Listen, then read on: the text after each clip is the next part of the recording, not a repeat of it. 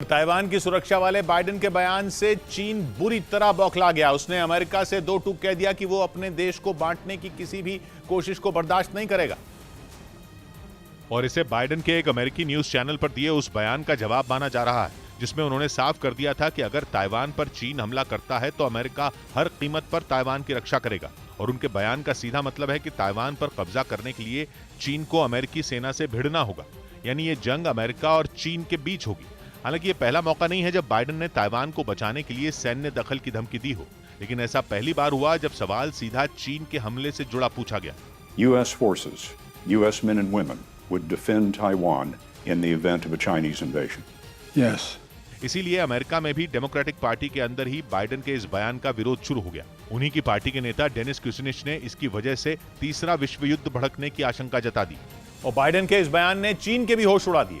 चीन के विदेश मंत्रालय ने बाइडेन के ये 17 साल से प्रोविजन स्टोर चला रहे थे और हर दिन 8 से 9 हजार का बिजनेस करते थे। अचानक से ये दोगुना हो गया। जानना चाहते हो कैसे? तो फ्रीडम ऐप को अभी डाउनलोड करें। बयान को अमेरिका की वन चाइना पॉलिसी का उल्लंघन बता दिया और चीन ने चेतावनी देते हुए साफ कर दिया कि वो ताइवान के मुद्दे पर किसी भी तरह का दखल बर्दाश्त नहीं करेगा। 整个坚强决心、坚定意志、强大能力，不要站在14亿中国人民的对立面。 असल में ताइवान चीन के पूर्वी तट के पास मौजूद एक द्वीप है जिसे चीन अपना हिस्सा बताता रहा है। वहीं अमेरिका वन चाइना पॉलिसी का समर्थन करता है, जिसके तहत वो ताइवान को एक अलग देश के तौर पर मान्यता नहीं देता और उसके ताइवान के साथ कूटनीतिक संबंध भी नहीं है। और इस बार भी बाइडेन के बयान पर बवाल बढ़ता देख व्हाइट हाउस ने ताइवान के लिए अमेरिका की नीति में किसी तरह का बदलाव नहीं होने की बात कही। लेकिन चीन व्हाइट हाउस से मिले इस भरोसे से संतुष्ट होता नहीं दिख रहा। वन चाइना सा पॉलिसी के समर्थन के बावजूद हाल के दिनों में अमेरिकी सांसदों के लगातार हो रहे ताइवान दौरों से वो तिलमिलाया हुआ है।